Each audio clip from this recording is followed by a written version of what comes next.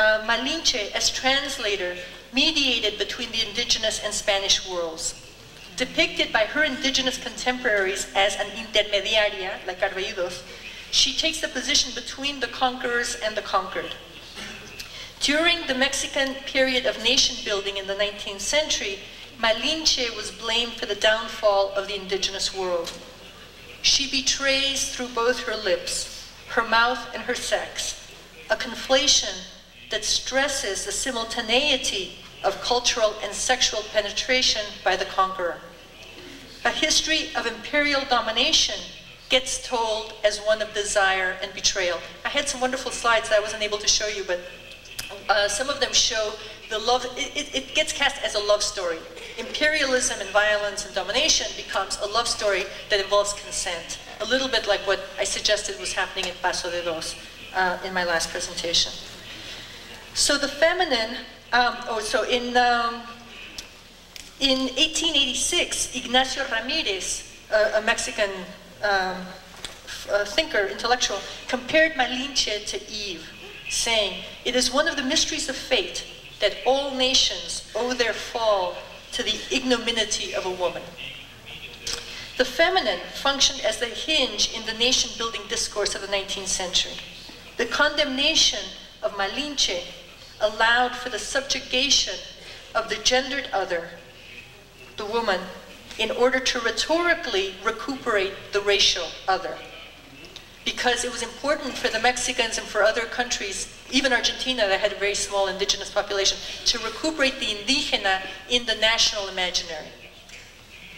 So both indígenas and mestizos had to be embraced symbolically, if not in fact, to forge a cohesive, unique sense of national identity. The price of this highly ambivalent identity, however, meant that racism was lived as misogyny. And I think that's the most important thing about the 19th century in the Americas in the issues of race and gender. That we couldn't admit to racism, so we had to live it as misogyny. We had to blame the woman for the downfall. Octavio Paz, for example, puts it in The Sons of the Malinche. He says, violence against women, the indigenous women, is justified. This is in 1950, right? Our Nobel Prize winner says, violence against women is justified because she is always and inevitably the Malinche, our mother. And because of her, Mexicans, so she's la chingada, no, the fucked one, and because of her, Mexicans are always the fruit of violation. So that this kind of misogyny is never seen as that, as what it is. So the Mexican is defined in opposition to the feminine other, never as including the feminine within the imaginary. So mestizaje was the cornerstone for the nation state, but it sustained an ambivalent and always negotiated sense of national identity.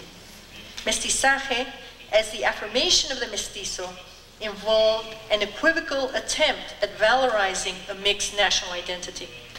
And the space that this creates, the space of mestizaje, discursively creates from the very beginning, from the 16th century, a term that's called nepantla, which is very important for understanding mestizaje, which means both and. It's neither the indigenous anymore, and it's not yet, or never will be, the Spanish, but it's this negotiated in-between, which is very different from the other paradigms I'm going to show you. I think that the dump, the garbage dump, in Carballido's play captures the geography of Nepantla. It's a geography of disaster and revalorization. This space has been dumped on, right, literally, devalued, and transforms the things that are closest to us into garbage, right? Everything that we use gets converted into garbage. But it is also a space of constant reconfiguration.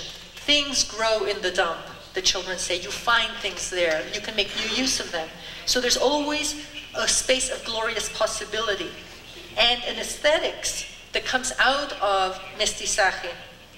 The aesthetics is one associated with what Robert Stam, who's a great Brazilianist, I don't know if you know his work on Brazilian cinema, has called the strategic redemption of the low.